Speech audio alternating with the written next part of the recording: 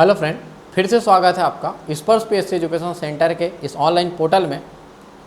आज के क्लास में हम देखेंगे कि वकाटक वंश, गुप्त वंश, नल नाग वंश से संबंधित छत्तीसगढ़ में कहाँ से क्या क्या साक्ष्य मिले हैं, कहाँ से क्या क्या प्रमाण मिलता है, जिसमें हमको यह समझ में आता है कि यह क्षेत्र इन तीनों राजवंश के कभी न कभी अधीन था। यहाँ पे उन्होंने व्यापार किया है, शासन किया है। तो देखते हैं इनसे संबंधित क्या क्या साक्ष्य मिलते हैं। सबसे पहले अगर मैं बात करूंगा तो कुछ गुप्त वंश के प्रमाण कहाँ से मिले हैं उनके बारे में चर्चा कर लेते हैं। अगर गुप्त वंश के प्रमाण के बारे में चर्चा कर रहे हैं तो यहाँ पे एक मैं जगह लिखूंगा बोतलदा। जब आप मेरे से प्रागैतिहासिक काल पढ़ रहे थे तो मैं बिल्कुल इस बोतलदा के बारे में चर्चा किया था कि प्रागैतिहासिक कालीन सबसे लंबी गुफा है जहाँ पे मानव जाति होने का प्रमाण मिलता है। इस बोतलदा से गुप्तकालीन सूर्य मंदिर के अवशेष मिले हुए हैं।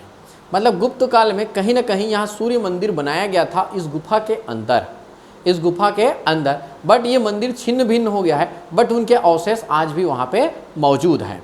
अच्छा, यहीं पे एक जगह है, रायगढ़ के समीप एक जगह है जिसका नाम है खरसिया। कौन सा जगह है? खरसिया।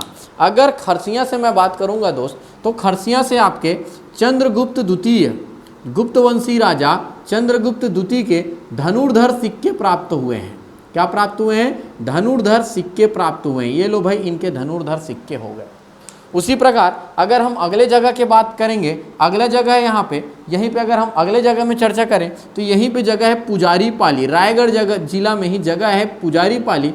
इस पुजारी पाली से गुप्तकालीन केवटीन माता का मंदिर मिला है। कौन सा मंदिर है? केवटीन माता का मंदिर। ये लो भाई, केवटीन माता का मंदिर प्राप्त हुआ है, केवटीन माता का मंदिर। अच्छा, यहाँ पे अगर हम चर्चा करेंगे, यहाँ पे आपका जांजगीर चांपा जिला में एक जगह है अडभार। कौन सा जगह है आपका?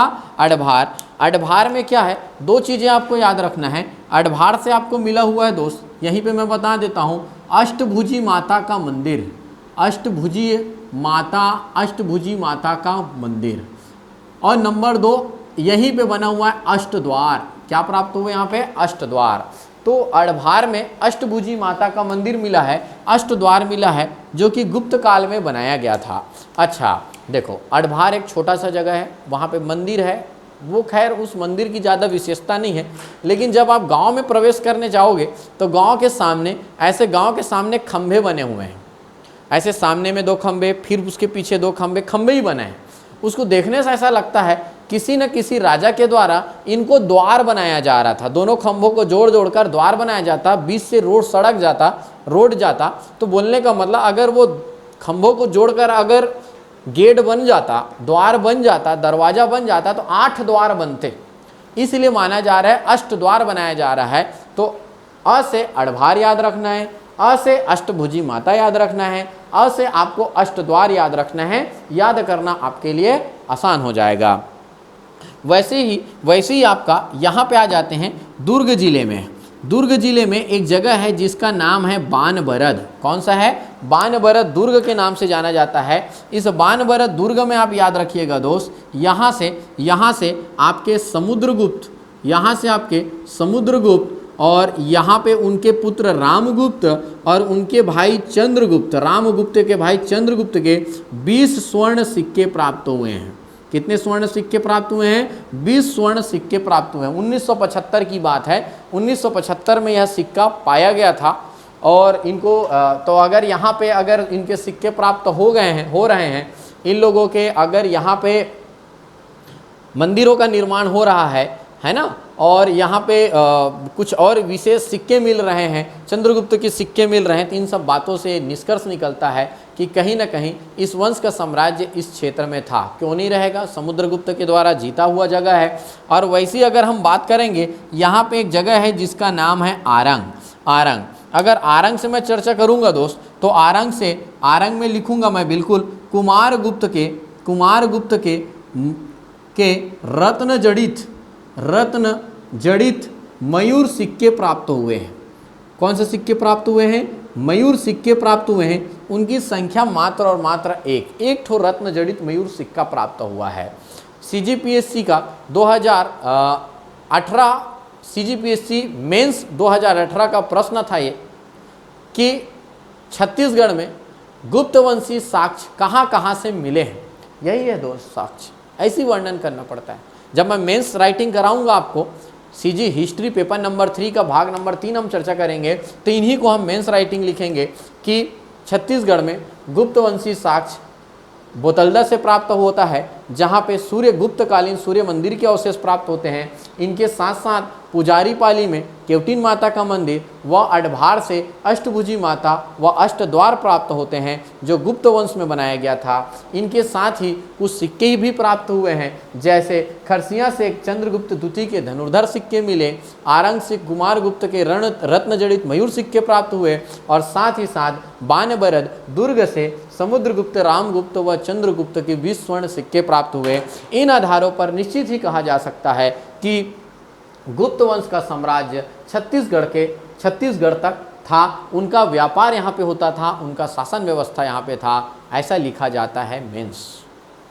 ये लिखना सिखाऊंगा। लिखना तभी सीख पाओगे जब आपका प्री क्लियर होगा, प्री की चीज़ों को आप समझ पाओगे, प्री की चीज़ें आपको याद होगी, तभी आप इन चीज़ों को समझ पाओगे। खैर, ये है आपके गुप्त वंश के साथ साक्ष्य इनके बारे में। साथ ही साथ आपको ये बात भी याद रखना है, यहाँ पे एक जगह लिखेंगे मल्हार, वेरी वेरी इंपॉर्टेंट, बहुत फेमस जगह मल्हार। मल्हार में आप याद रखेंगे गुप्तकालीन मूर्तिकला के लिए प्रसिद्ध नगर। क्या था? गुप्तकालीन मूर्तिकला के लिए प्रसिद्ध नगर है। कौन सा जगह है आपका? मल्हार। अच्छा, आगे हम और बढ़ते हैं, अगले दूसरे वंश के बारे में चर्चा करेंगे। यहाँ पे गरियाबंद जिले में एक जगह आएगा जिसका नाम रहेगा राजिम। कौन सा जगह है आपका? राजिम।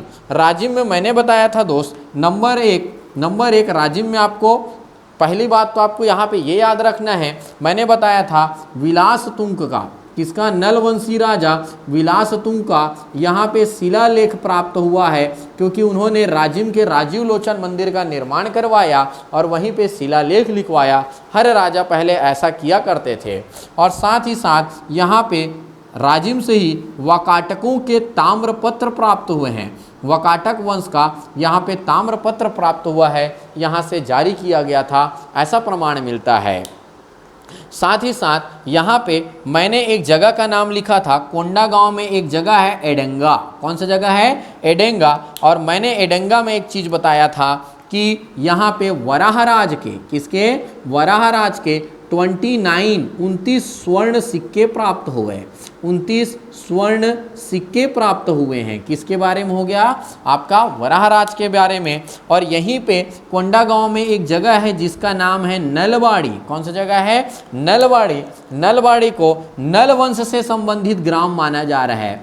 नलवंश से संबंधित ग्राम माना जा रहा है, ऐसा आप यहाँ पे लिख लेना। नलवाड़ी कौन से जगह में है आपका? कोंडा गांव जिला में।